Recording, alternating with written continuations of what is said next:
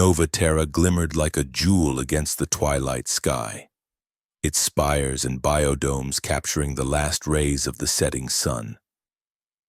From her vantage point in the penthouse suite of the Celestial Tower, Ilara Moon surveyed the sprawling metropolis, a testament to humanity's resilience and ingenuity. The year 2350 marked the 3rd century since humans had been forced to establish this colony. Blending Earth technology with Varkari influence, Ilara's slender fingers traced the rim of her glass, filled with a shimmering violet liquid that caught the light in hypnotic patterns. Her reflection in the window showed a woman of 35, with dark hair pulled back in a severe knot and eyes that held the weight of too many memories. She wore an elegant midnight blue dress that hugged her athletic frame, designed to help her blend seamlessly into tonight's charity gala. But blending in was merely camouflage. Tonight had a different purpose. "Final system check complete," said the AI assistant in her earpiece. "Toxin stability at 98%. Your vital signs are elevated. Dr. Moon?" "I'm aware," Ilara replied softly. She placed the glass down on the counter and touched the locket around her neck, a simple silver oval containing the only remaining image of her family. Mother, father, and younger brother, all smiling on their last day together, before Takor Val's experimental pathogen had swept through the Martian colony where they'd lived. Official reports called it an unfortunate containment breach. Ilara knew better. The toxin in the violet wine was the culmination of 5 years of clandestine research, a neurotoxin derived from a rare deep-sea creature from Earth's oceans, modified with Varkari biochemistry and enhanced to evade standard detection methods. One sip would cause respiratory paralysis within seconds. The perfect revenge against the man who had taken everything from her. "The limousine has arrived. Dr. Moon," announced the AI. Takor Val's security team has already cleared the venue. Estimated encounter time, 57 minutes. Ilara picked up the glass and a small silver flask containing more of the violet liquid. She slipped the flask into her clutch bag and headed for the door. "Let's get this over with." The Nova Terra Humanitarian Foundation Gala occupied the entire 80th floor of the Central Administration Complex. Crystalline chandeliers cast rainbows across white marble floors, while the city's elite mingled beneath holographic displays showcasing the Foundation's accomplishments.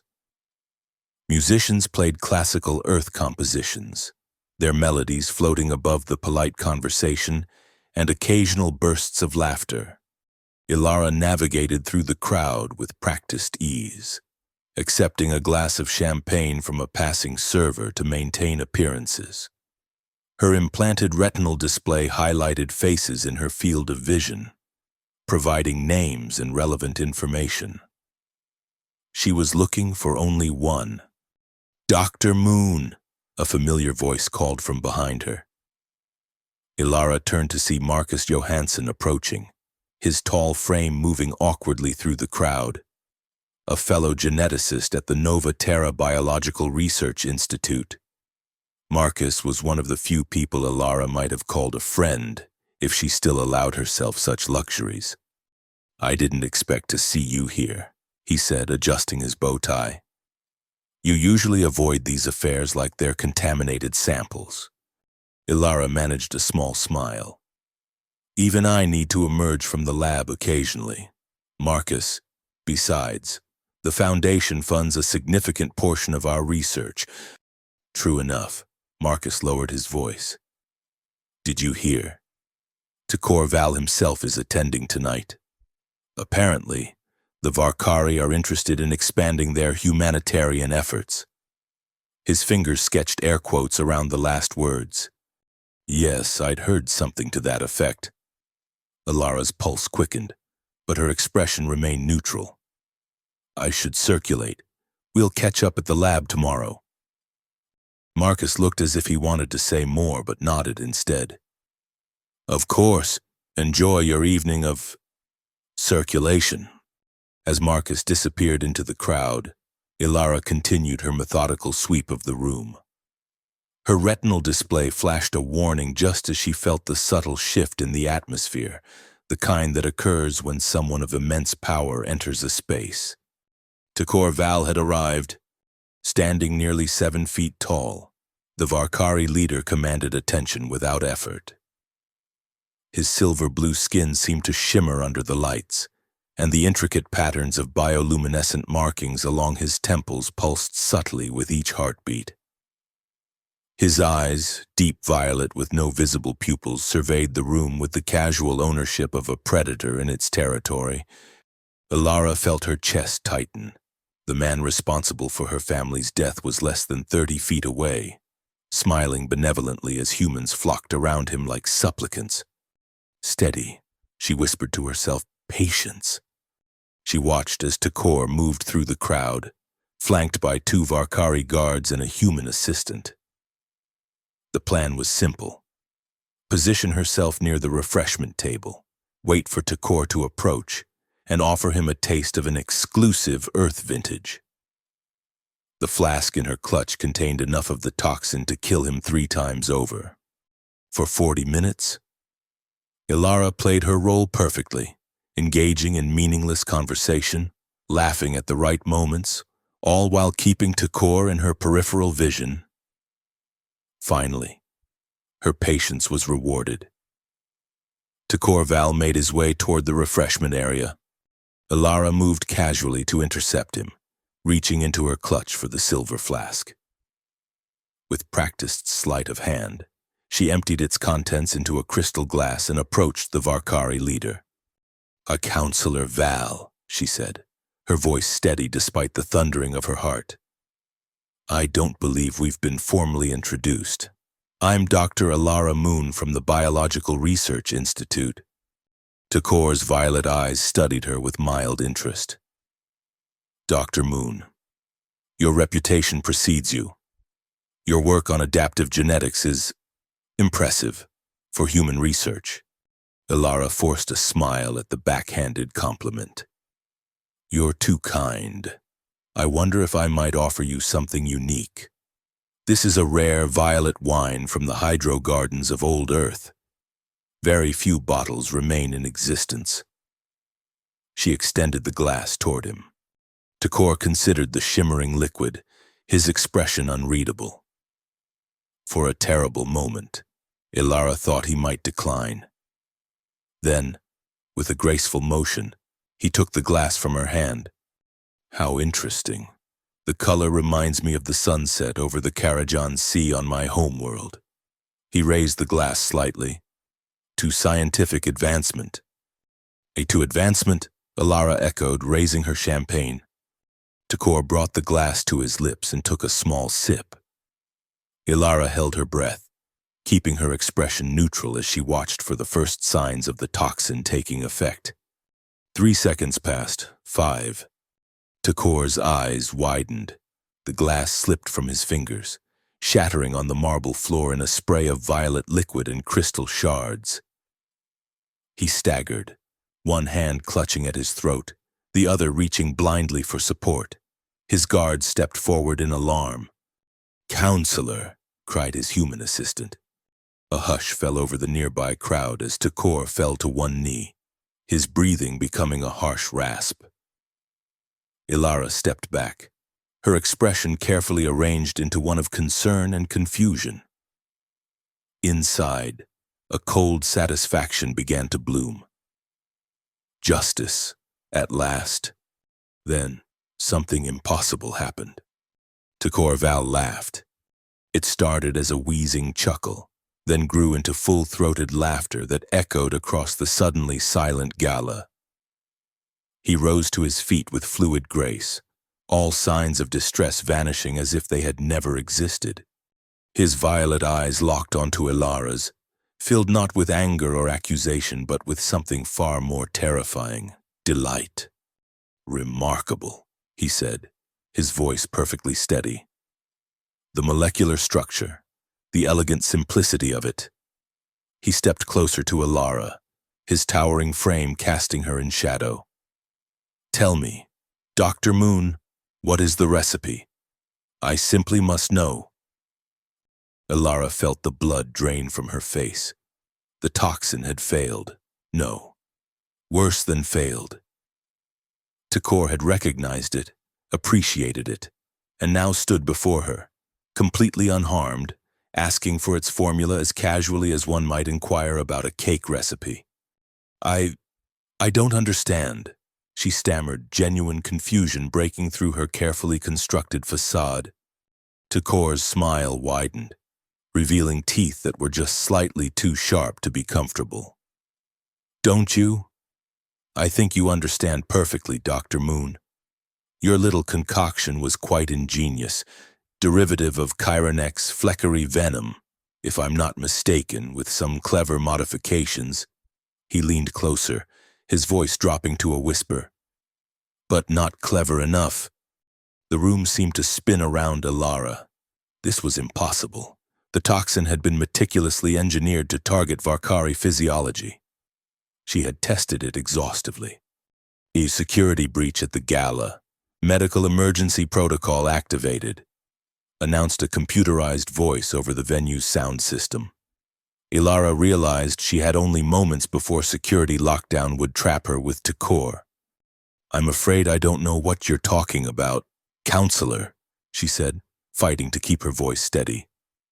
"If you'll excuse me." Takor caught her wrist in a grip like iron. "Oh, I think we have much to discuss. Dr. Moon, about your wine, about your family on Mars, about many things." Terror threatened to overwhelm her, but years of discipline kept Ilara's expression neutral. "Release me, or I'll scream. And what would you say?" Takor's voice was silky. "That you attempted to assassinate me?" "I think not." He released her wrist and stepped back. "Go, Dr. Moon, return to your laboratory. Consider tonight a professional courtesy. I look forward to our next encounter." Without waiting for a response, Takor turned away, gesturing for his guards and assistant to follow. The crowd parted before him, conversations resuming as if nothing unusual had occurred. Ilara stood frozen, mind racing. Takor knew. He had recognized the poison instantly, and instead of having her arrested or killed on the spot, he had let her go. Why? The question haunted her as she slipped away from the gala, hailing an autonomous taxi to take her not to her penthouse, but to the research institute. She needed answers, and she needed them now. The Novaterra Biological Research Institute stood in stark contrast to the opulence of the gala. Utilitarian and functional, its labs operated around the clock, with researchers from Earth and allied species working tirelessly to advance the frontiers of biological science. At this late hour, the main research floor was nearly deserted. Ilara used her credentials to access her private laboratory, a space she had meticulously designed to ensure both security and isolation. As the door sealed behind her with a pneumatic hiss, she finally allowed herself to tremble. A computer engaged privacy protocols and displayed toxin formula ELM7. The lab's holographic display flickered to life, projecting a three-dimensional model of the toxin's molecular structure. Ilara stared at it, searching for flaws, for anything that might explain Takor's immunity. It runs simulation of compound ELM7 interaction with Varkari cellular structure, using the latest physiological profiles. The computer hummed softly. Simulation running. Estimated completion, 3 minutes. Ilara paced the lab, her mind replaying the moment when Takor should have collapsed, when justice should have been served. Instead, he had laughed and asked for the recipe, as if she had offered him a particularly interesting dessert rather than a lethal poison. Simulation complete, announced the computer. Results display significant deviation from previous models. Ilara froze. Explain. Ivarkari cellular structure appears to have evolved a previously undocumented immune response to neurotoxins with the ELM7 profile. The mechanism appears to be a rapid adaptive response at the mitochondrial level. That's impossible, Ilara muttered. Show comparative analysis with baseline Varkari physiology from standard medical databases. The display split, showing two distinct cellular models side by side. Ilara's eyes widened as she took in the differences. These can't both be Varkari. Affirmative. The standard database shows expected vulnerability to ELM7. However, live simulation based on updated physiological parameters indicates complete immunity. Ilara sank into her chair, mind racing. When was the standard database last updated? A standard Varkari physiological database was last updated 3 years ago, based on medical examinations of diplomatic personnel. 3 years. Just enough time for... What? Evolution didn't work that quickly, unless... A computer display all available research on Varkari genetic self-modification technologies. As the computer compiled the requested information, Ilara's terminal chimed with an incoming message. The sender identification simply read, "A friend." With hesitation, she opened it. The answers you seek aren't in official databases. North Quadrant, Sublevel 3, the Nexus, midnight tomorrow. Come alone if you want to understand what you're really facing. L. Ilara stared at the message. The North Quadrant was the oldest part of Nova Terra, a labyrinth of corridors and chambers that predated the city's official founding. Sublevel 3 was notorious as a hub for black market technology and information exchange, a place where the line between legality and criminality blurred beyond recognition. And the Nexus. Everyone in Nova Terra had heard whispers of the Nexus, a legendary information broker who dealt in secrets too dangerous for official channels. Going there would be risking not just her career, but possibly her life. Yet Takor had let her walk away from an assassination attempt. That made no sense unless he had something else planned, something worse than a quick death. Computer, save all simulation data to my secure partition and delete local copies. As the computer complied, Ilara made her decision. If she was going to understand what had happened tonight, and more importantly, how to succeed next time, she needed information that couldn't be found in any official database. Tomorrow night, she would visit the Nexus. Morning came too quickly, bringing with it the harsh reality of failure. Ilara had spent the remainder of the night in her laboratory, running simulation after simulation, each confirming what she already knew. Her toxin should have killed Takor Val instantly. The fact that it hadn't meant either her research was fundamentally flawed, or something had changed in Varkari physiology that wasn't reflected in any official medical database. Neither option offered comfort. She arrived at her regular laboratory just as Marcus was setting up for the day. His eyebrows rose at the sight of her. "Ilara, you look... Did you sleep at all?" "I had some ideas that couldn't wait," she replied, avoiding his gaze as she activated her workstation. "How was the remainder of the gala?" Marcus leaned against her desk, lowering his voice. "You missed quite the excitement. Takor Val had some sort of episode, collapsed for a moment, then recovered instantly. The official statement claims it was a minor reaction to Earth cuisine, but rumors are flying. Some say it was an assassination attempt." Ilara kept her expression neutral. "Interesting. Was anyone detained?" "Not that I heard. Security was heightened, of course, but the gala continued." He studied her with concern. "Are you all right? You seem tense." "Just tired." She forced a smile. "I should get to work. The exogenesis project won't complete itself." Marcus lingered, clearly wanting to say more, but finally nodded and returned to his own station. Ilara released a breath she hadn't realized she was holding. Marcus was perceptive, too perceptive sometimes. The last thing she needed was for him to connect her to last night's events. The day crawled by with excruciating slowness. Ilara went through the motions of her regular research, all while her mind raced with questions about Takor's impossible immunity and the mysterious message inviting her to the Nexus. By evening, she had made up her mind. She would go. Risks be damned. After ensuring that her absence wouldn't be noted, Ilara changed into nondescript clothing, dark trousers, a gray tunic, and a hooded jacket that could conceal her face when needed.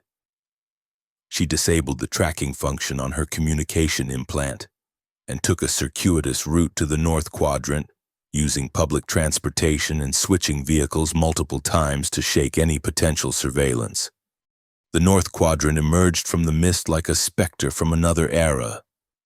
Unlike the gleaming spires and biodomes of central Nova Terra, this area retained the utilitarian architecture of the colony's early days.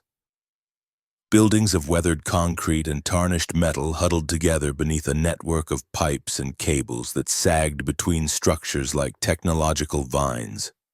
Few people walked the streets at this hour, and those who did moved with purpose, eyes averted, minding their own business. Ilara followed suit, keeping her head down as she navigated toward the access point to Sublevel 3. According to urban legend, the sublevel had once been a maintenance corridor system, abandoned when newer infrastructure rendered it obsolete.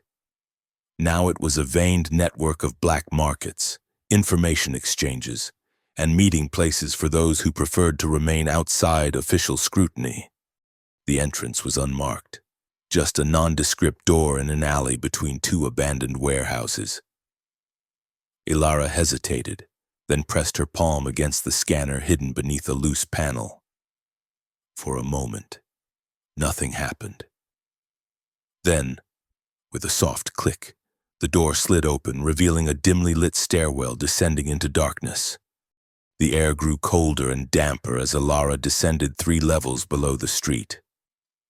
When she reached the bottom, she found herself in a corridor illuminated by strips of blue bioluminescent algae growing along the walls, a cheap but effective lighting solution that required no power and left no electronic signature for authorities to trace.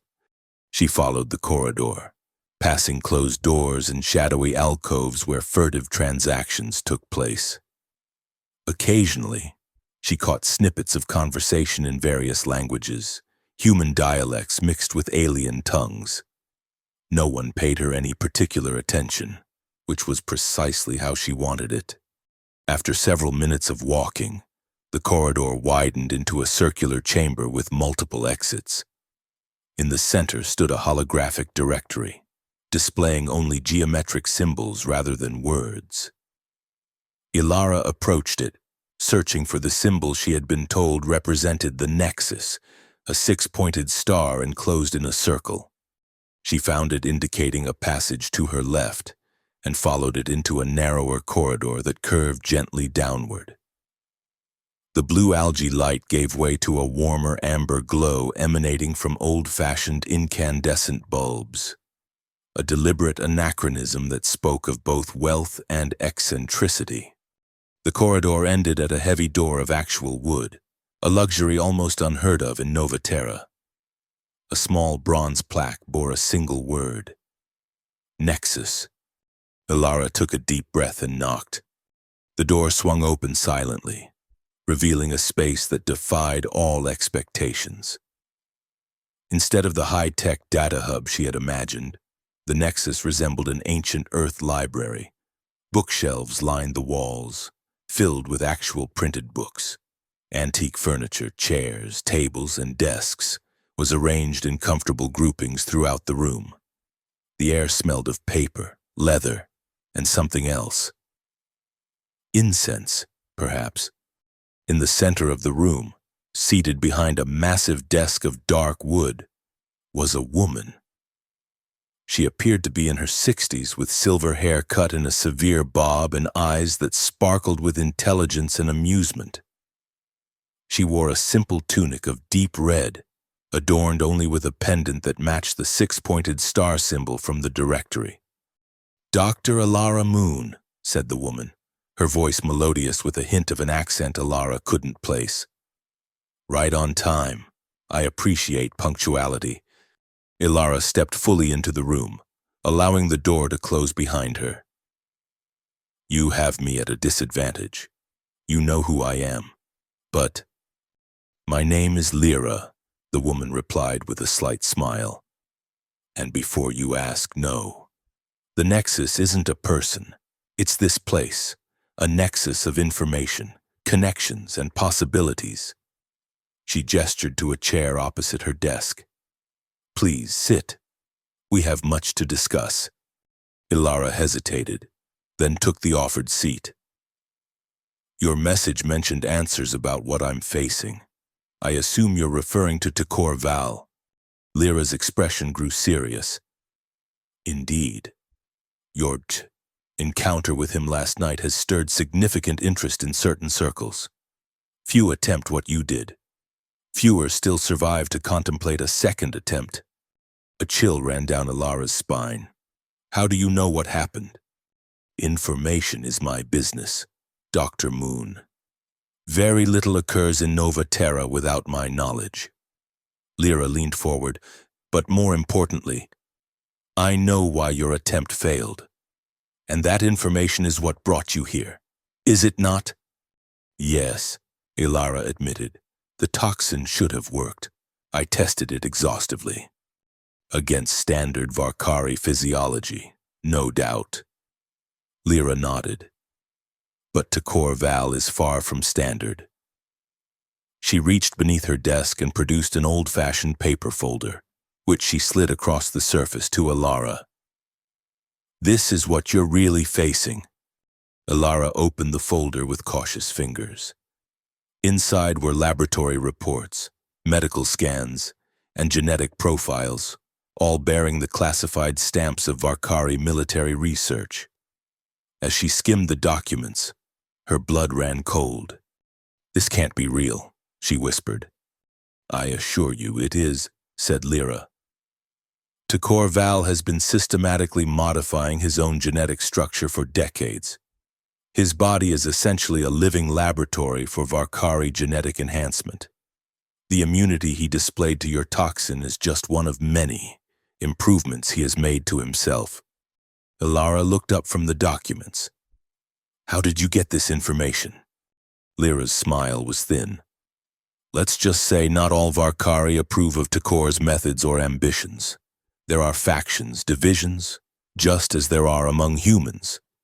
These modifications," Alara said, returning to the documents, "they're far beyond anything in our research databases. The adaptive immune response alone would take generations of natural evolution. Which is why the Varkari keep these advancements secret." Lyra's voice hardened. "Tekor doesn't just want to rule his people, Dr. Moon. He wants to evolve them forcibly into what he considers a superior form of life. And those who cannot adapt—" She left the sentence unfinished, but her meaning was clear. "Like the Mars colony," Alara said, her voice barely audible. "My family." Lyra nodded solemnly. "The containment breach was no accident. It was a field test of a pathogen designed to target specific genetic markers, a test to see if humans with particular genetic profiles could survive exposure. Your family, along with the other colonists, were unwitting test subjects." Rage boiled up in Alara, threatening to consume her. Her hands trembled as she closed the folder. "Why are you telling me this? Why help me?" "Because Tekor Val needs to be stopped," Lyra said simply. "And because you, Dr. Moon, might be one of the few people with the knowledge and motivation to do it." She reached into a drawer and produced a small data crystal. "This contains everything we have on Tekor's genetic modifications, including the adaptive pathways that neutralized your toxin." Alara stared at the crystal. "With this information, I could develop something that would bypass his immunity. Precisely. Lyra placed the crystal on top of the folder. But be warned, Takor let you live for a reason. He's playing a game, one where human lives are mere tokens to be sacrificed at will. If you move against him again, he will be prepared. Why would he let me live at all? It makes no sense. Lyra's expression darkened.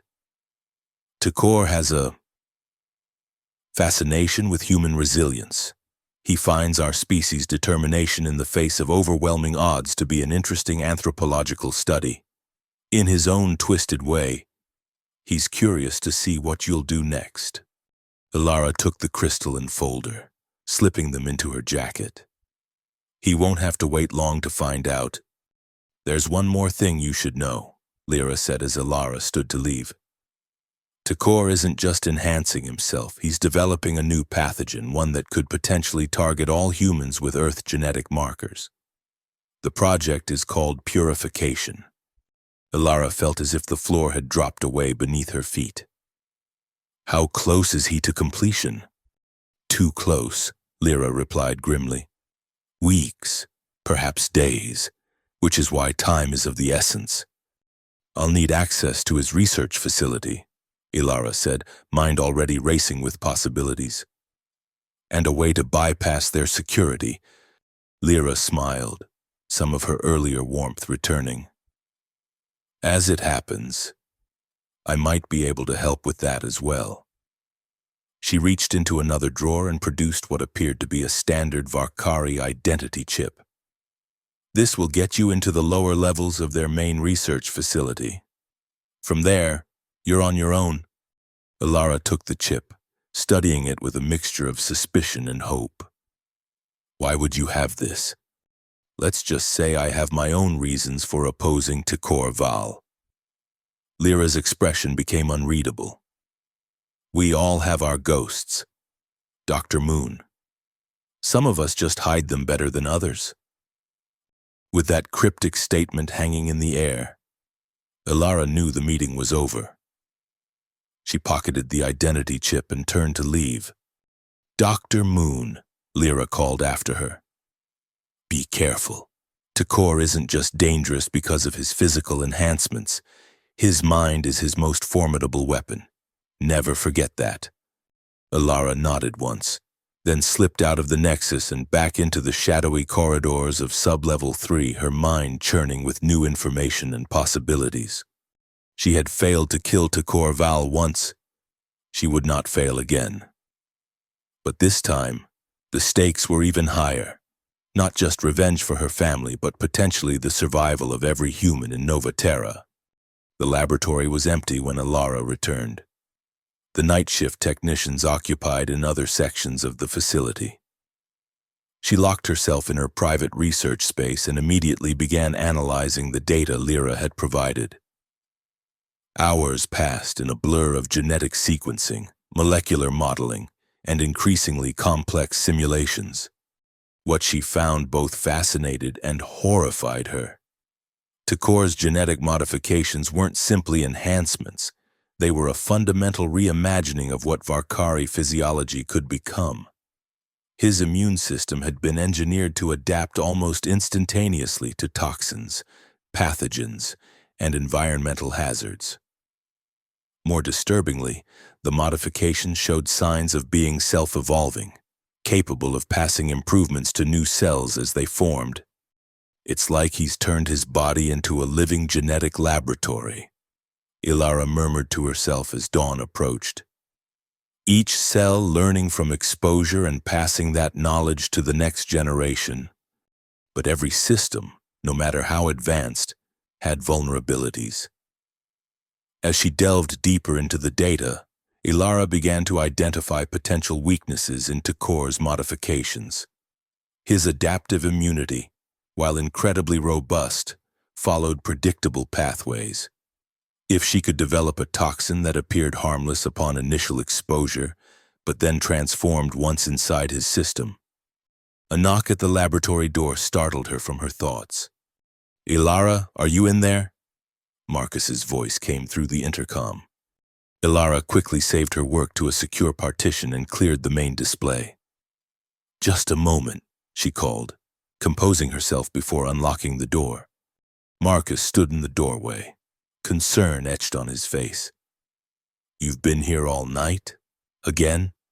"I had a breakthrough on the exogenesis project," she lied smoothly. "Lost track of time." Marcus didn't look convinced. "This is the third night this week. You need rest. Ilara, whatever you're working on can wait." "Not this time." She brushed past him, heading for the communal kitchen area. She needed caffeine, and more importantly, she needed to steer the conversation away from her research. Marcus followed, his long strides easily keeping pace with hers. "There's something you're not telling me. Ever since the gala, you've been different, more intense." Ilara poured herself a cup of synthetic coffee, buying time as she considered her response. Marcus was perceptive and genuinely concerned for her well-being. In another life, they might have been more than colleagues, but that possibility had died along with her family on Mars. "I'm fine." Marcus just focused. She took a sip of the bitter liquid. "The Varkari have increased funding for the exogenesis project, and I want to ensure we meet expectations." "The Varkari?" Marcus's eyebrows rose. "Since when do you care about pleasing them? You've spent years avoiding their representatives whenever possible." "Professional growth," she said with a forced smile. "Speaking of which, I should get back to it." She tried to move past him, but Marcus gently caught her arm. "Ilara, please. Whatever you're involved in, be careful. There are rumors circulating about unauthorized research, and the administration is cracking down. I'd hate to see your career destroyed over whatever this is." For a moment, Ilara was tempted to tell him everything, about her family, about Takor's immunity to her toxin, about the purification project that threatened all humans in Nova Terra. But the risk was too great. The fewer people who knew, the safer everyone would be. "I appreciate your concern, Marcus, truly. But everything I'm doing is well within the parameters of my research grant." Another lie, but a necessary one. "Now, if you'll excuse me, I need to check on a culture before it degrades." This time, he let her go, though the worry in his eyes remained. Ilara felt a pang of guilt as she returned to her laboratory. Marcus deserved better than half-truths and evasions, but involving him would only put him in danger, and she had work to do. For the next 3 days, Ilara lived a double life. During regular hours, she maintained the appearance of working on the exogenesis project, a legitimate study of how Earth-based organisms might adapt to exoplanetary conditions.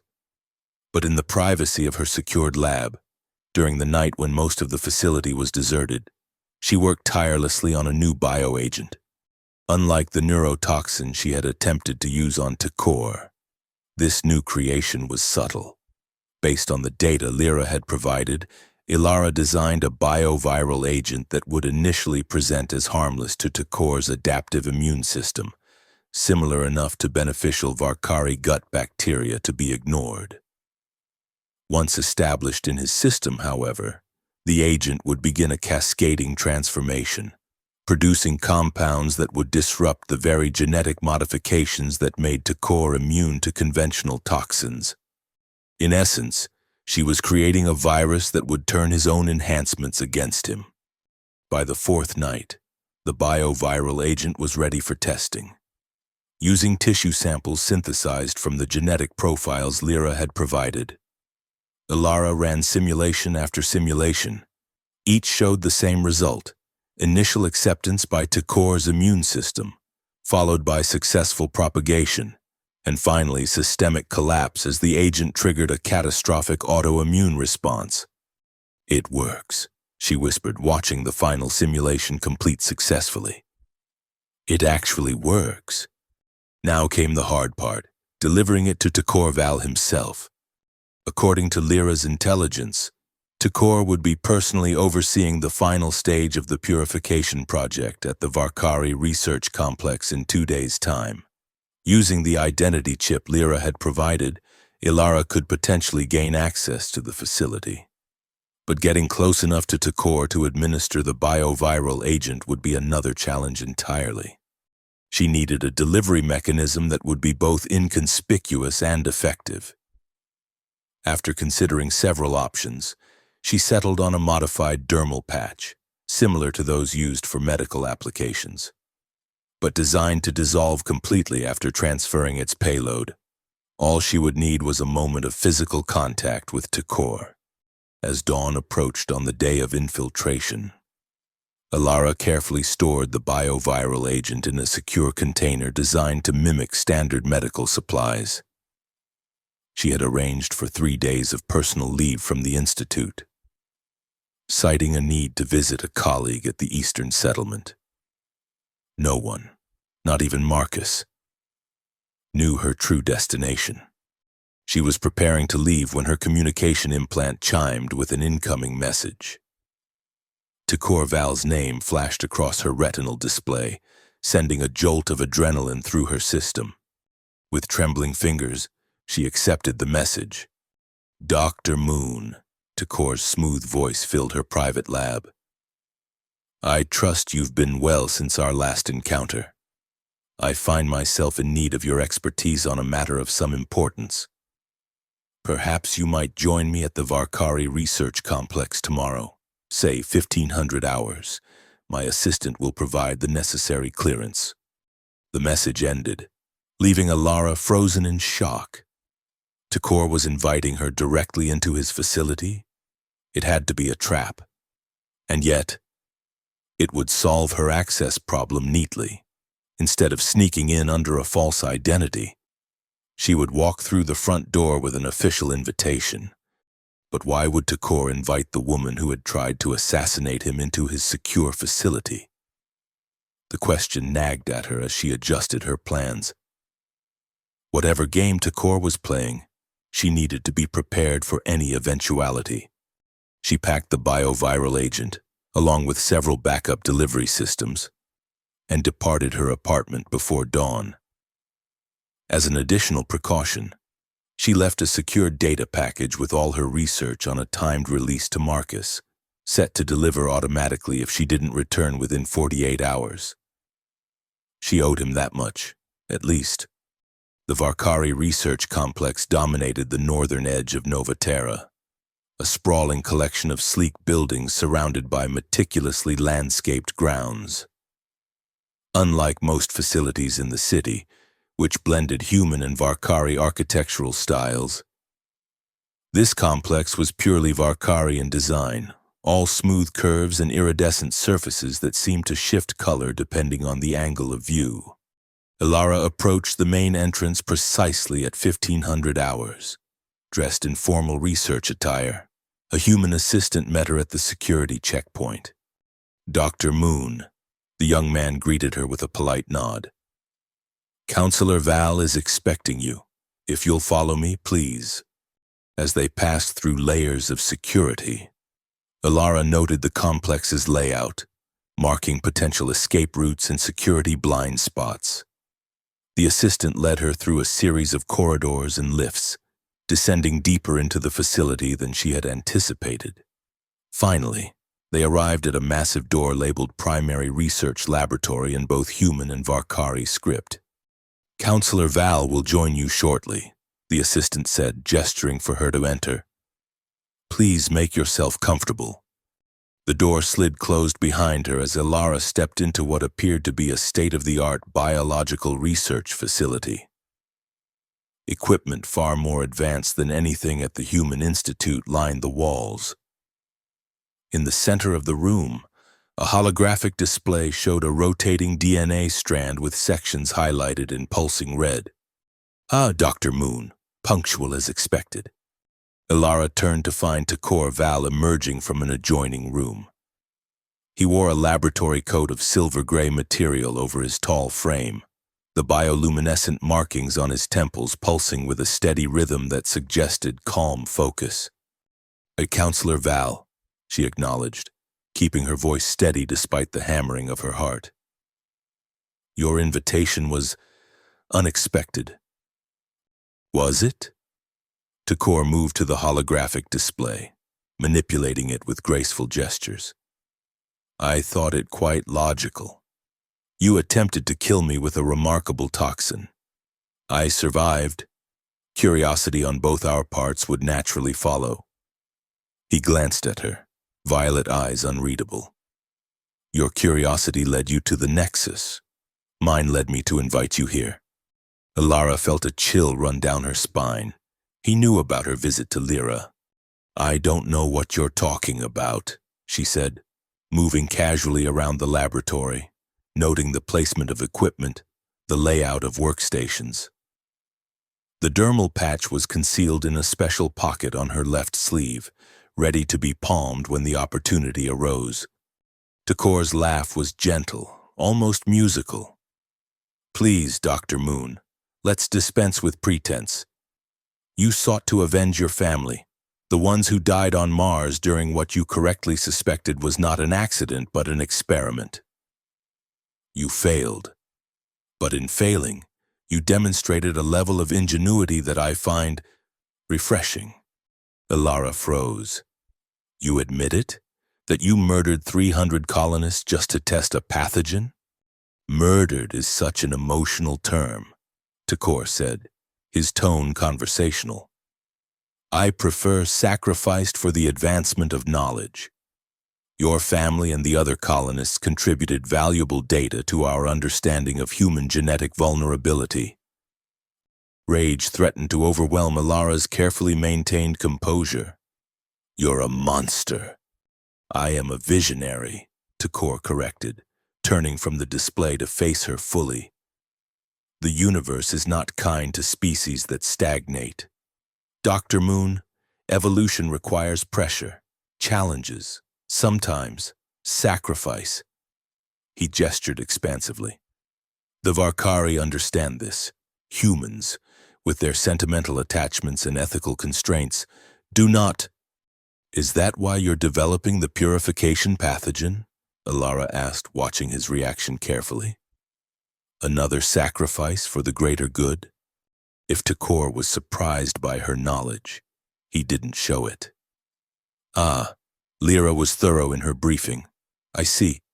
Yes, purification is the logical next step. Human genetic diversity is messy, inefficient. The pathogen will target only those with genetic markers predisposing them to traits we find undesirable in the future we envision." "You're planning genocide," Alara said, horror and disgust filling her voice. "I prefer to think of it as aggressive curation," Takor replied. "But I didn't invite you here to debate ethics, Dr. Moon. I invited you because you've demonstrated a remarkable understanding of Varkari physiology, even my enhanced physiology. Such talent shouldn't be wasted on misguided revenge." He took a step toward her. "Join my research team. Help perfect purification. Your insight could ensure that the most valuable human genetic lines are preserved." Alara couldn't believe what she was hearing.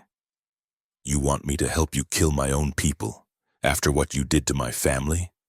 I want you to help shape the future of both our species," Takor corrected. "Think beyond your personal loss. Dr. Moon, evolution is inevitable. The only question is whether it will be guided by wisdom or left to the chaos of natural selection." As he spoke, Takor moved closer, his towering form casting Alara in shadow. This was her chance, perhaps her only chance. With practiced sleight of hand, she palmed the dermal patch from her sleeve. "And if I refuse?" she asked, forcing herself to stand her ground as Takor stopped just a foot away from her. "Then you leave me no choice but to proceed without your insight," he said, genuine regret coloring his voice. "And to ensure you don't interfere with what must be done." In one fluid motion, Ilara reached out as if to emphasize a point, allowing her hand to brush against Takor's exposed wrist.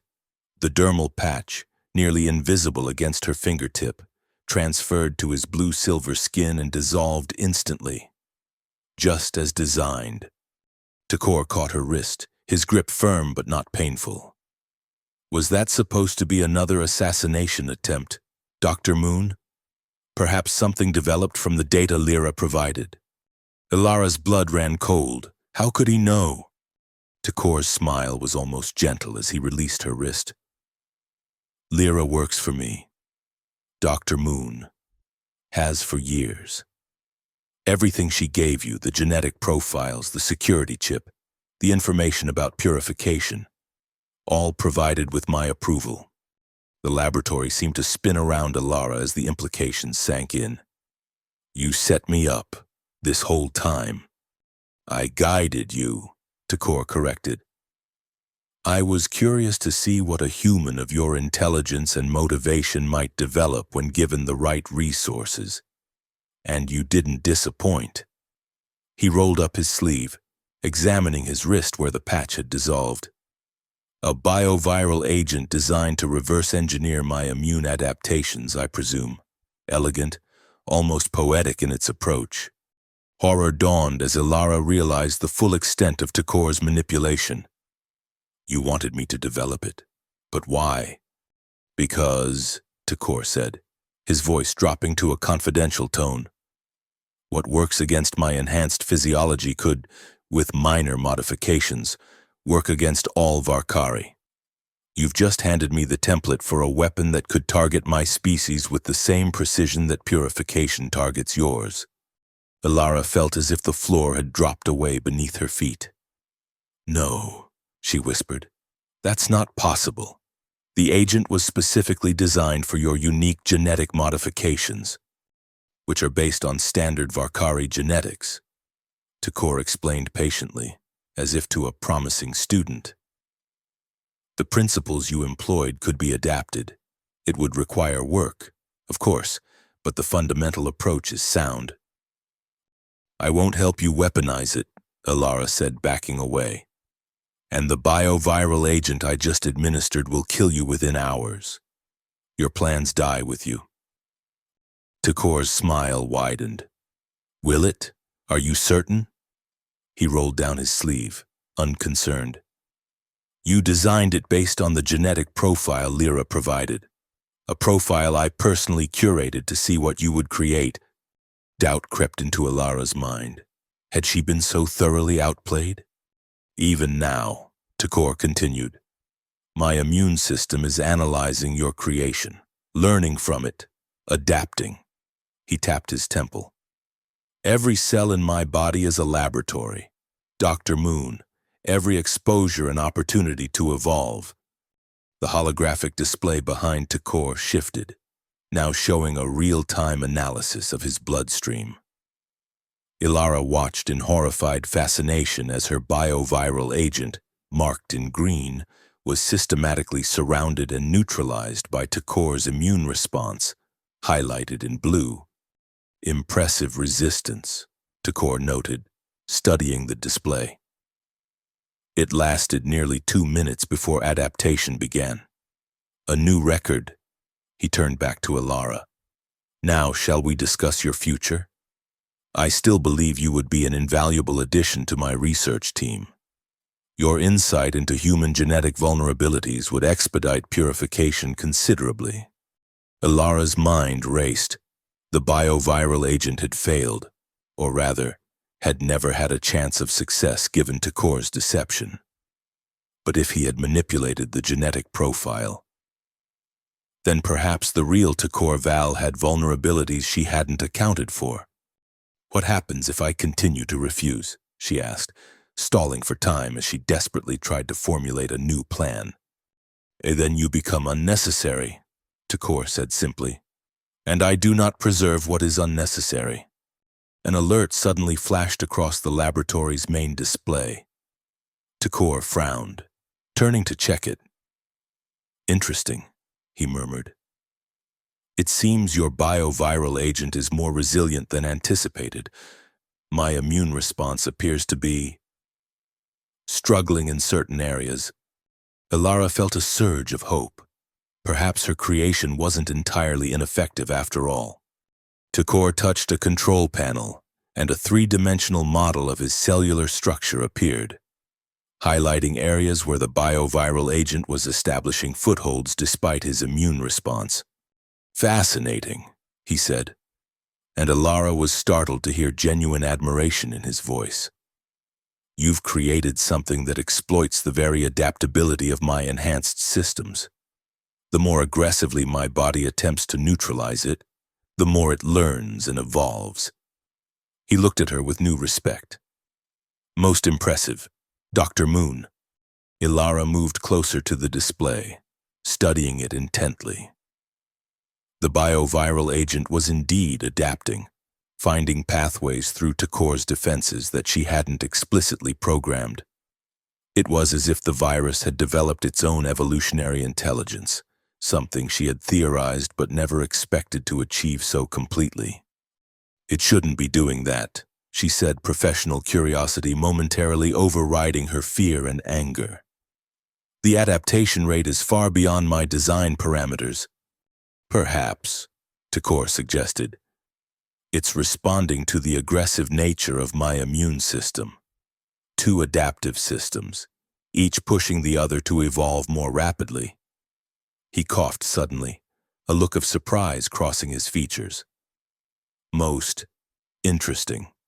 A warning alarm began to sound as the display showed the bioviral agent spreading exponentially through Takor's system. His bioluminescent markings, normally pulsing with a steady rhythm, began to flicker erratically.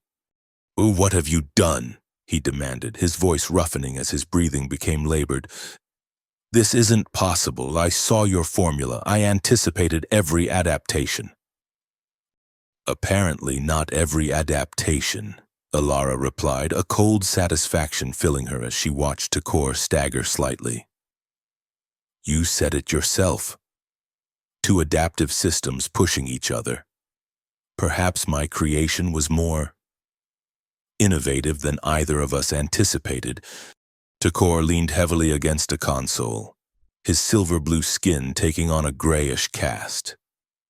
"Security Protocol 7 Alpha," he gasped, and immediately sirens began to wail throughout the facility. "Medical team to primary laboratory, full containment procedures." Ilara knew she had only moments before security personnel arrived. She needed to escape, but more importantly, she needed to stop the purification project before it could be deployed. "Where is the purification pathogen stored?" she demanded, moving to block Takor's access to the laboratory's emergency medical kit. Takor laughed, the sound turning into a racking cough. "You think I would tell you even now? You're dying, Takor," Ilara said coldly.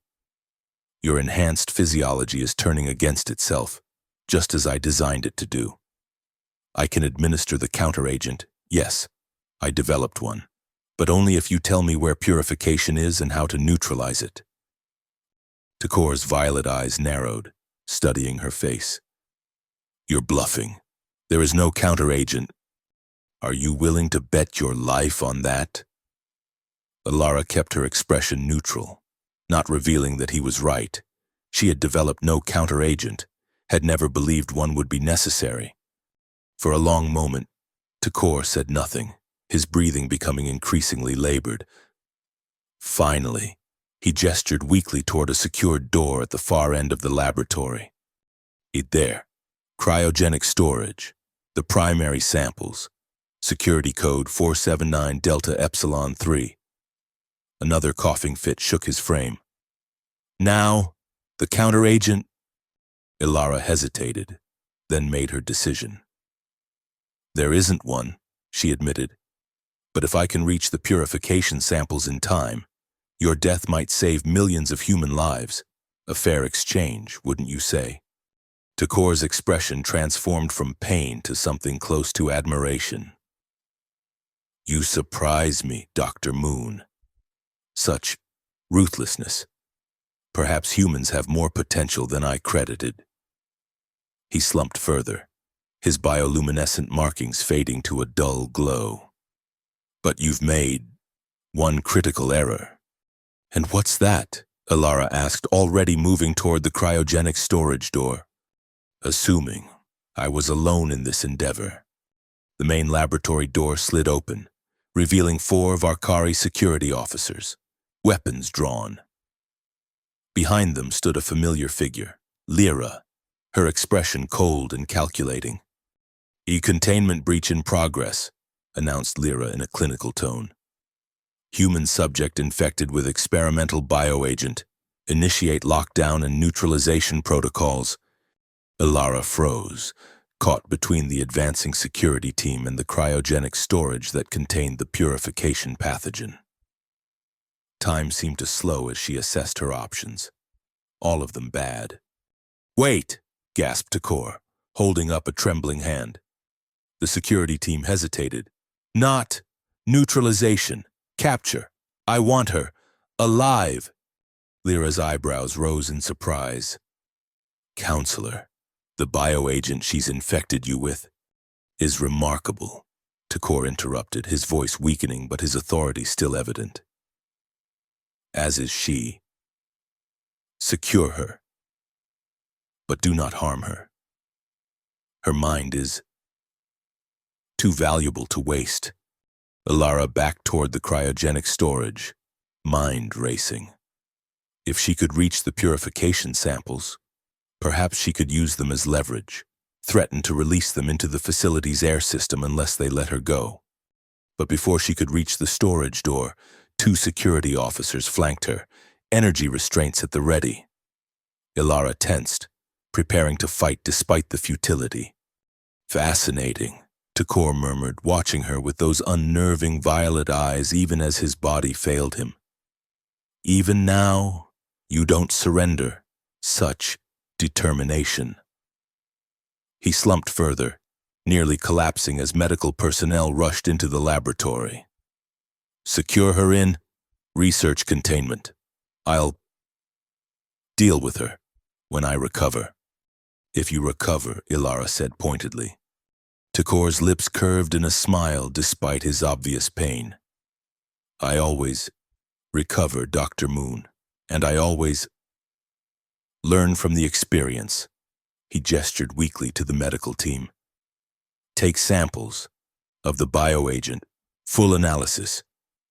I want to know exactly how she did it." As the security officers closed in on Alara, she made a desperate lunge for the nearest workstation, fingers flying across the control panel. If she could trigger a security lockdown, flood the laboratory with sterilization protocols. A stinging sensation in her neck was her only warning before darkness claimed her. Consciousness returned slowly, fragments of awareness coalescing like pieces of a broken mirror. First came sensation, the cool hardness of a surface beneath her, the sterile taste of recycled air, then sound, the soft hum of environmental systems, the distant murmur of voices. Finally, sight, as Alara forced her heavy eyelids open. She lay on a narrow bed in a small, windowless room. The walls were a uniform white, unmarked except for a single door and what appeared to be an observation window of reinforced transparent material. Beyond the window, she could see monitoring equipment and what looked like a medical workstation. Alara tried to sit up, fighting against the lingering effects of whatever sedative they had used on her. Her body felt oddly heavy, as if gravity had increased while she slept.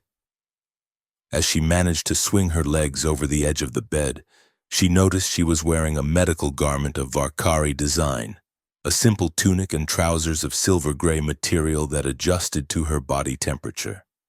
The door slid open, revealing Lyra. Gone was the eccentric information broker from the Nexus, replaced by a clinical efficiency that suited her real role as Takor's associate. She carried a medical scanner, which she aimed at Alara without preamble. Cognitive functions restored to baseline, Lyra noted, speaking to someone out of Ilara's view. Vital signs stable. Subject is ready for interrogation. I trusted you, Ilara said, her voice rough from disuse. You manipulated me into creating a weapon for Takor. Lyra's expression remained neutral. I served a purpose, as did you. Personal feelings are irrelevant to the work we do here. How long have I been unconscious? 36 hours, Lyra replied. Sufficient time for the medical team to stabilize Counselor Val and begin analysis of your bioviral agent. Ilara felt a surge of hope. Stabilize, not cure? A flicker of annoyance crossed Lyra's features. The agent proved more resilient than anticipated. Counselor Val remains in medical containment while treatment continues. She stepped aside, gesturing toward the door. He wishes to speak with you.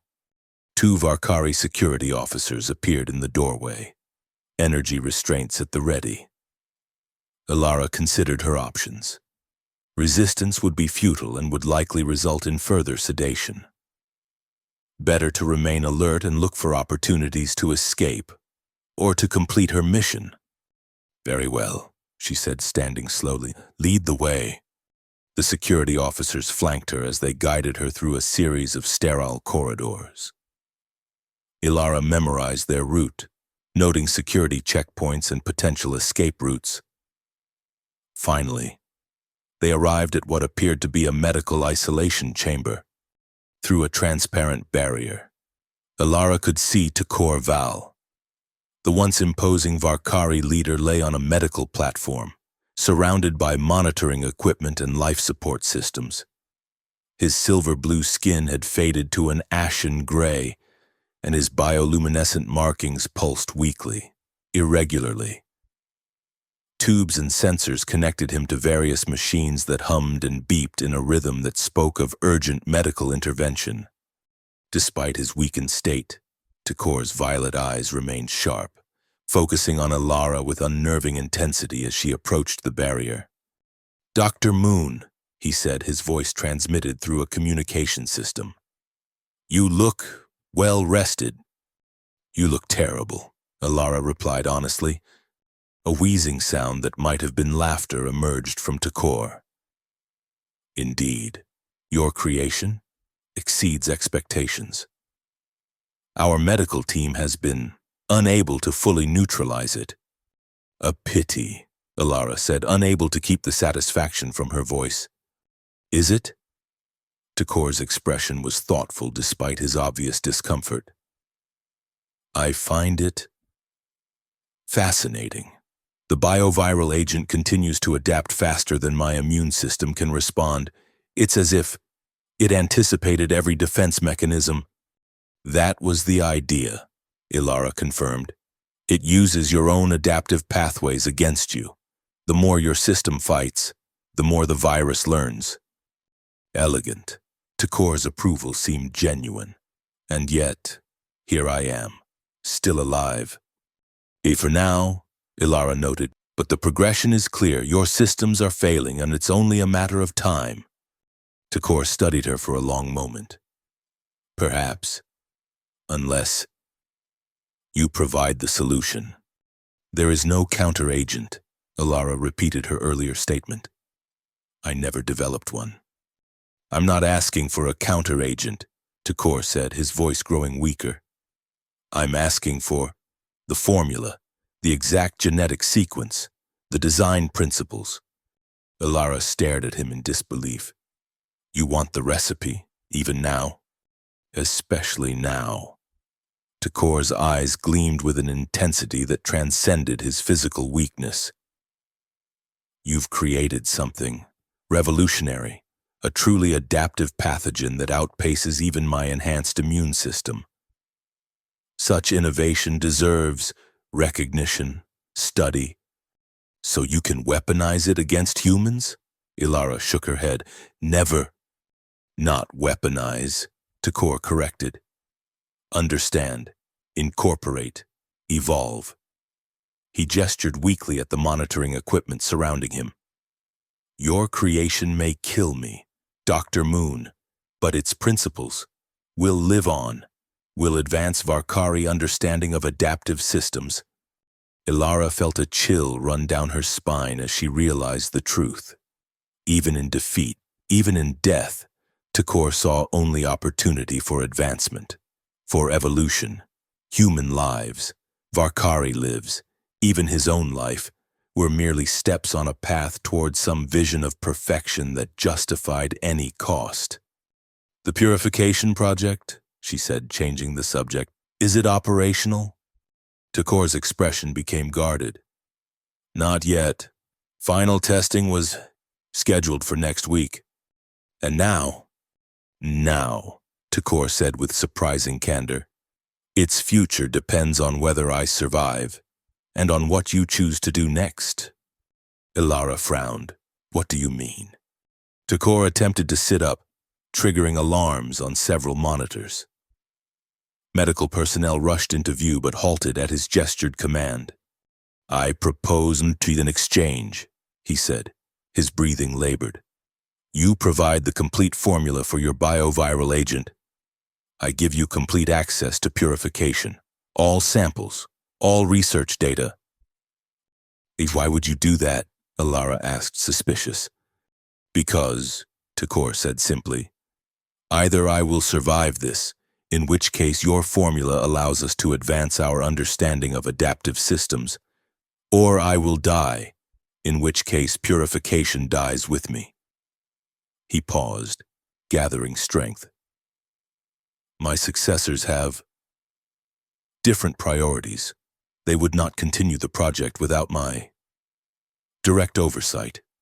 Ilara considered his offer.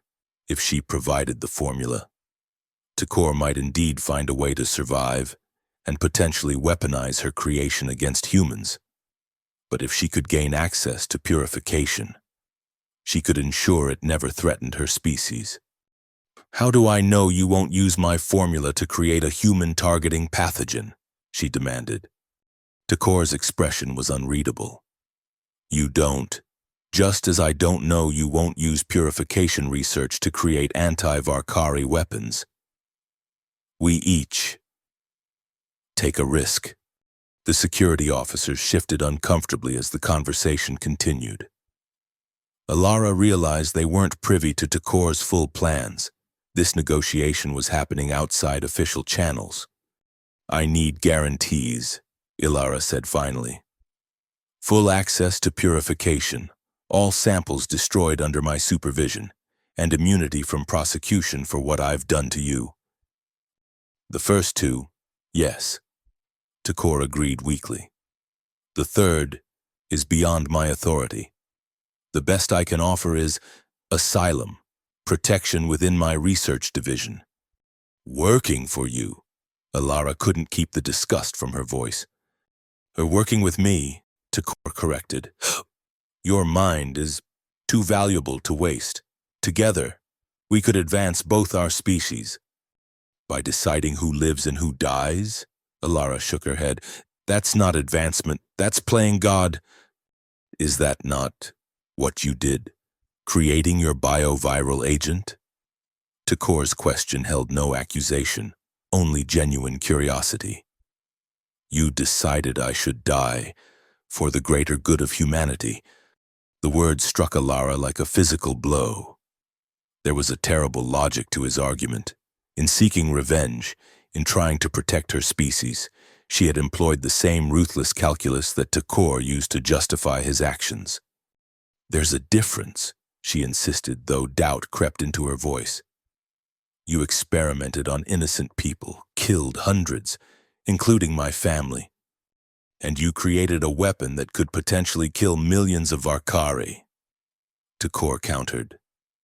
If adapted properly, we each acted according to our understanding of necessity. Ilara fell silent, the weight of his words settling uncomfortably in her mind. Had she become what she hated in her quest for justice?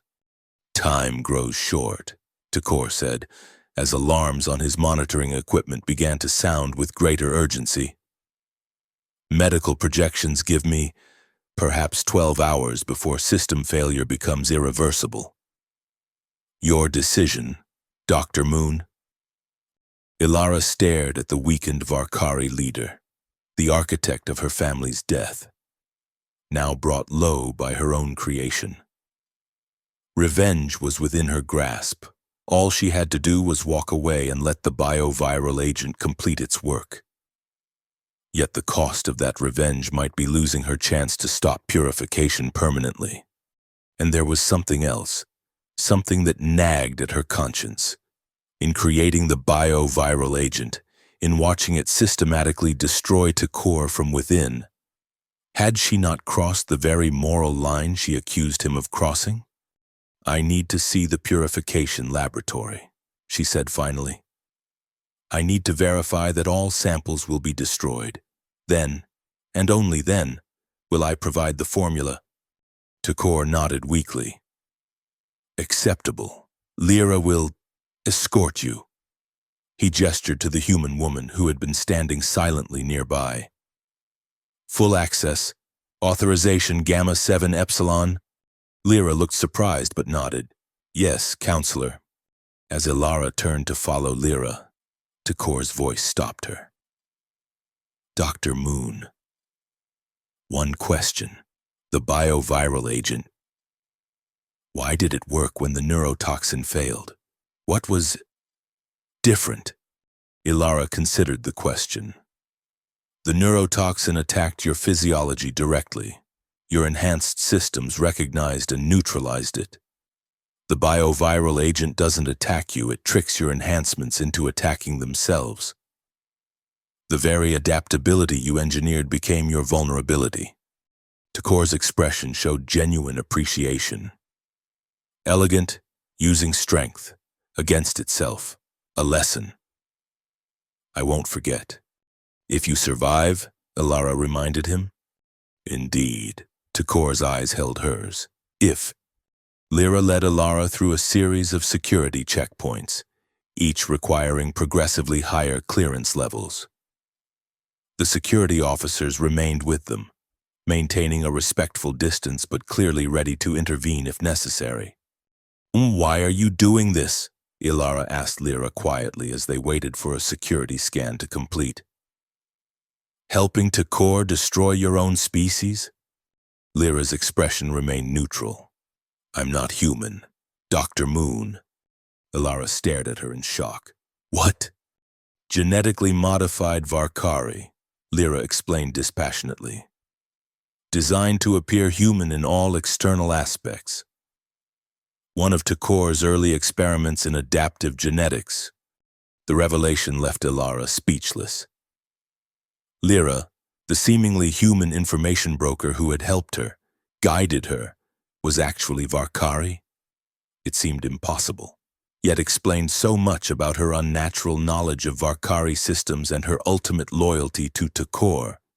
"You're the prototype," Ilara realized, "for infiltration, integration." Lyra nodded once. "Among other applications, Takor's vision extends beyond simple destruction. Dr. Moon, he seeks to merge the best aspects of both species. The purification project is merely preliminary groundwork." Before Ilara could respond, the final security door opened, revealing a laboratory that made her breath catch. Unlike the clinical sterility of Takor's primary lab, this space pulsed with life.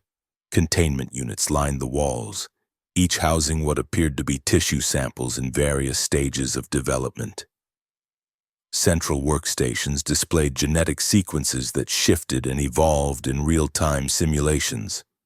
And at the far end of the laboratory, a sealed chamber contained what could only be the primary purification pathogen, a swirling mass of iridescent particles suspended in a containment field. "E-purification," Lyra confirmed following Ilara's gaze. "In its final development stage, 1 week from deployment readiness," Ilara approached the containment field, studying the pathogen with professional detachment despite her horror at its purpose. The genetic engineering was masterful, targeted, precise, and virtually undetectable until activated. It would pass through standard quarantine protocols without triggering alerts, spreading throughout human populations before revealing its lethal nature. How extensive was the planned deployment? She asked, and turning to Lyra. Initial release in 4 major human population centers. Lyra replied, natural transmission would extend coverage to approximately 70% of Novaterra's human inhabitants within 14 days. Millions of deaths, Alara whispered. Millions of genetic lines deemed incompatible with Takor's vision, Lyra corrected. The distinction matters to him. Ilara activated a nearby console, reviewing the pathogen's genetic structure. As she navigated through the research data, a cold certainty formed in her mind. She could indeed destroy this iteration of purification, but Takor's research was too extensive, too detailed. Even if he died, someone else could eventually reconstruct the pathogen from his notes. Unless, I need full access to the research database, Alara said, turning to Lyra, and control of the environmental systems for this laboratory. Lyra hesitated. Takor authorized access to the samples, not system control. The samples are useless without understanding how they were created, Ilara argued. I need to verify that all versions of purification are accounted for before I provide the formula for the bioviral agent. After a moment's consideration, Lyra nodded and entered her credentials into the main console. You have 30 minutes of unrestricted access. Use it wisely. As Lyra stepped back, Ilara began working with practiced efficiency.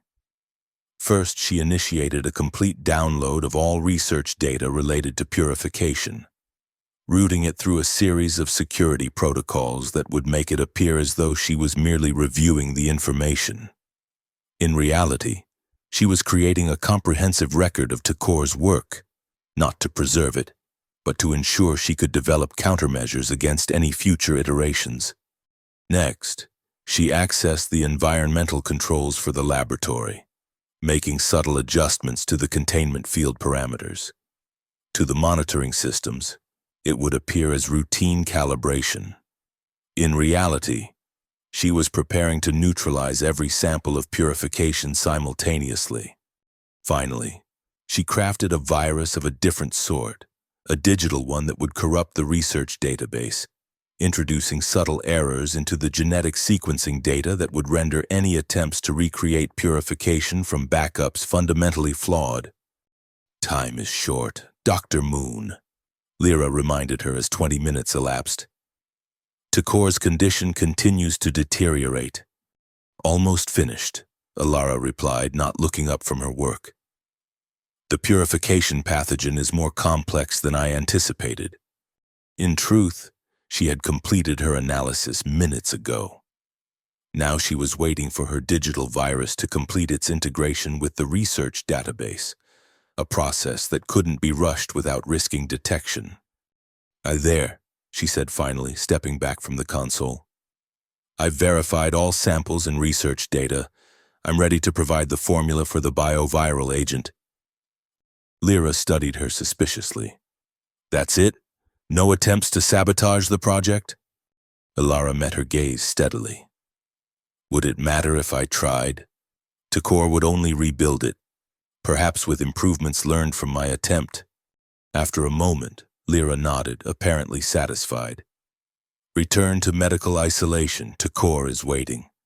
As they left the laboratory, Ilara activated the final sequence of her sabotage with a subtle gesture that appeared to be merely straightening her sleeve. Behind them, the containment field began a carefully calculated cascade failure that would destroy all physical samples of purification, while appearing to be a system malfunction triggered by power fluctuations. By the time alarms sounded, they were already 2 security checkpoints away, and the damage was irreversible. Takor's condition had visibly worsened in the hour since Ilara had last seen him. His skin had taken on a dull, mottled appearance, and the bioluminescent markings on his temples flickered erratically, sometimes disappearing entirely for several seconds before resuming their weak pulsing. Despite his deterioration, those violet eyes remained alert, fixing on Alara as she approached the isolation barrier. "You've seen purification," he said, his voice barely audible through the communication system. "Your assessment?" "Impressive work," Alara admitted truthfully. "The genetic targeting is precise, more sophisticated than anything in human research databases, and yet you intend to destroy it." Takor's statement held no question, only certainty. Alara didn't bother denying it. "Yes, just as you would have destroyed millions of human lives." For advancement," Takor corrected weakly. "For evolution." "Oh, for your vision of evolution," Alara countered. "A vision that requires genocide to achieve." Takor seemed about to respond when a violent seizure racked his body. Medical alarms blared as Varkari physicians rushed to stabilize him. For several tense moments, it seemed he might slip away. Then, gradually, the seizure subsided, leaving him even weaker than before. "The formula," he gasped when he could speak again. "Time grows short." Alara hesitated. She had achieved her primary goal. Purification was destroyed, the research corrupted beyond recovery. She could simply walk away, let Takor die, and complete her revenge. And yet, "I'll provide the complete formula," she said finally. "But not for your survival, for understanding." Takor's eyes narrowed in confusion. "Explain." "The bioviral agent exploits the fundamental flaw in your approach to evolution," Alara said, moving closer to the barrier. "You believe advancement comes through domination, through selecting who lives and who dies. But true adaptation, true evolution, comes through cooperation, through synthesis of different perspectives." She accessed a nearby console, entering the complete genetic sequence of her bioviral agent. "My creation doesn't just attack your enhanced systems, it learns from them. It adapts with them, creating a new equilibrium. If your physicians understand this principle, they might save you. Not by destroying the virus, but by reaching a symbiotic balance with it." Takor studied the data appearing on his medical displays, understanding dawning in his violet eyes. "Coexistence, rather than dominance?" "Exactly." Alara stepped back from the console. "The choice is yours. Continue fighting the virus with increasingly aggressive countermeasures, and it will continue evolving to overcome them, or accept its presence, learn to coexist with it, and perhaps discover a new path forward." For a long moment, Takor was silent, his gaze moving between the data display and Alara's face. When he finally spoke, his voice was thoughtful despite its weakness. "An interesting perspective, one worthy of consideration." He gestured weakly to the medical team. "Implement Protocol Sigma, adaptive integration rather than elimination." The lead physician looked startled. "Counselor, that approach has never been tested with—" "Do it," Takor interrupted with surprising strength. "Evolution requires risk." As the medical team rushed to adjust their approach, Takor turned his attention back to Alara. "You've destroyed purification." It wasn't a question, but Alara answered anyway. "Yes, all samples and accurate research data are gone." To her surprise, Takor didn't seem angry. Instead, a faint smile crossed his features. "Good." "Good?" Alara couldn't hide her shock. "You spent years developing it, and in doing so, learned what I needed to know." Takor's voice was fading, his energy clearly waning. Purification was a tool, a means to an end, but perhaps not the correct end. Alara frowned. "I don't understand." "Evolution is not linear, Dr. Moon.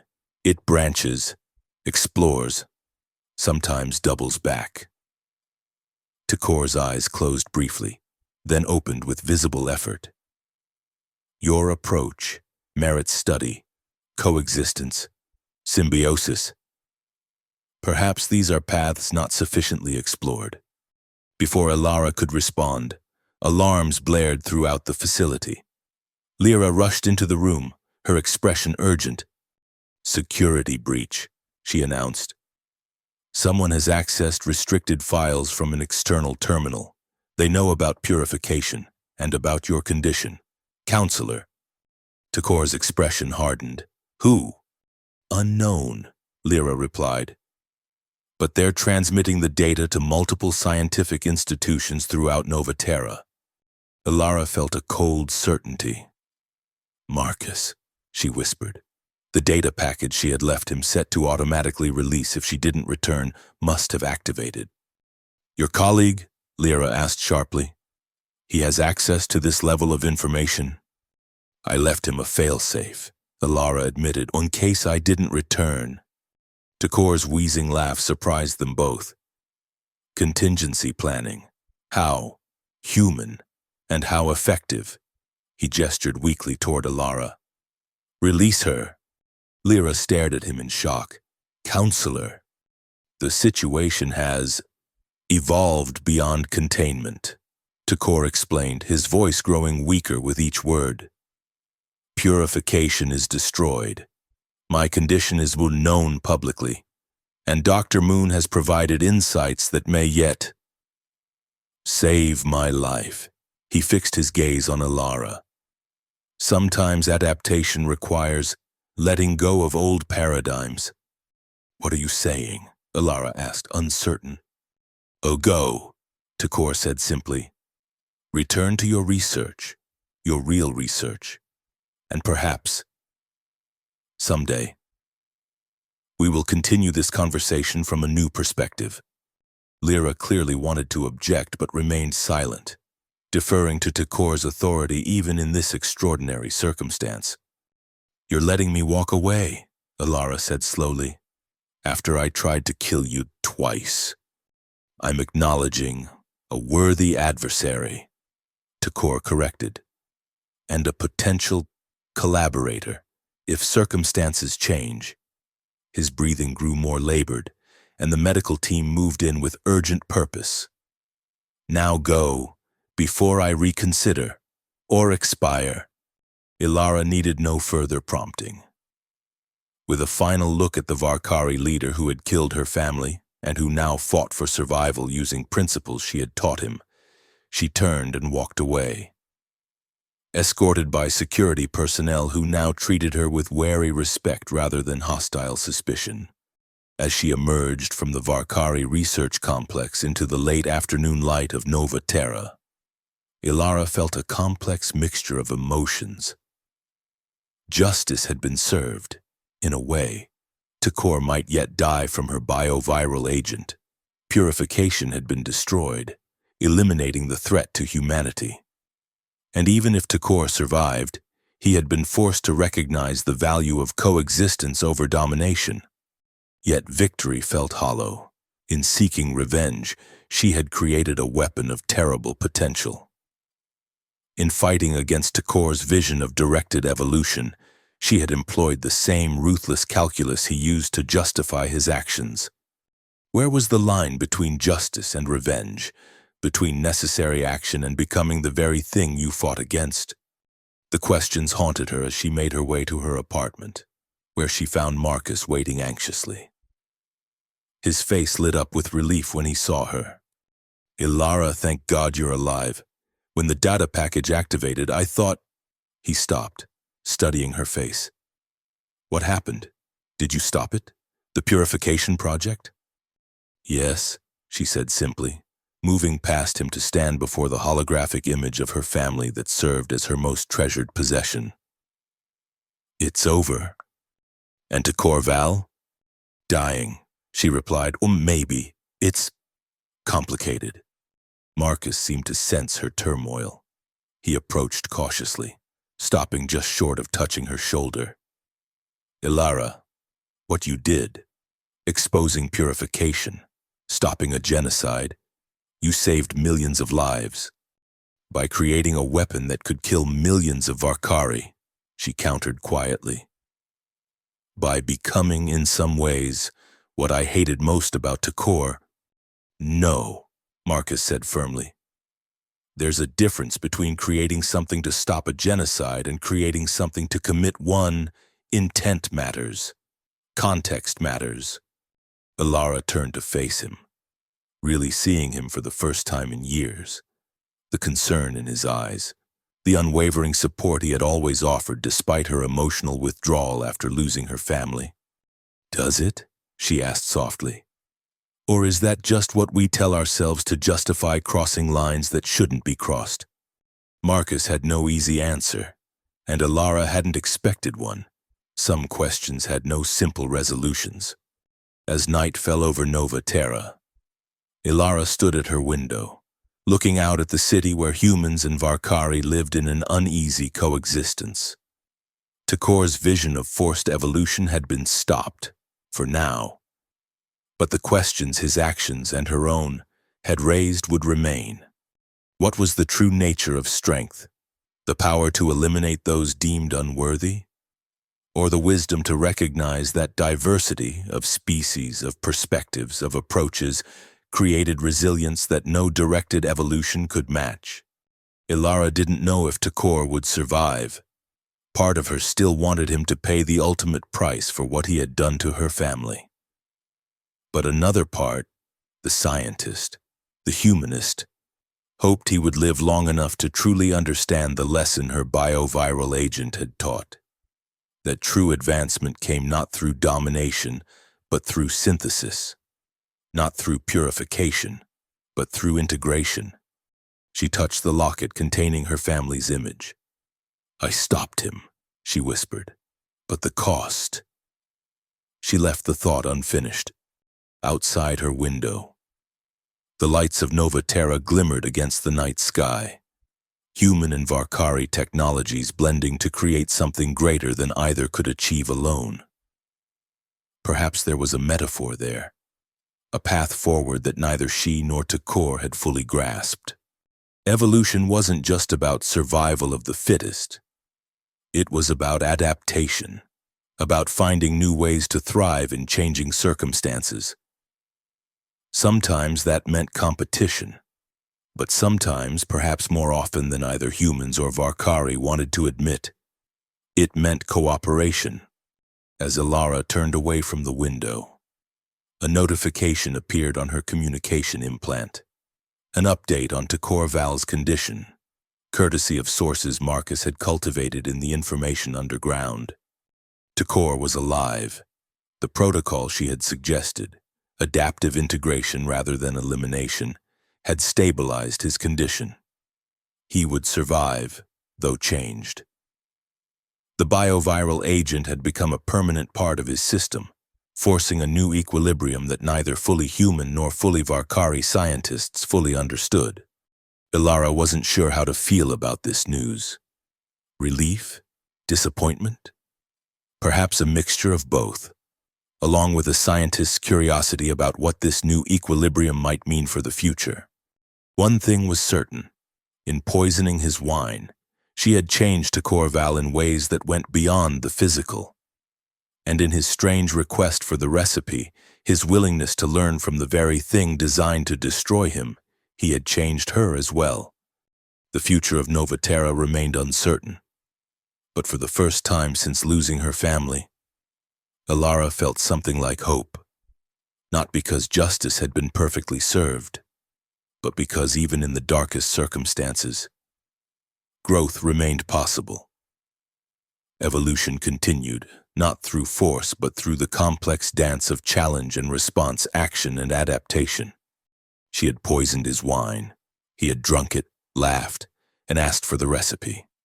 And somehow, in that bizarre exchange, a door had opened to possibilities neither had imagined before.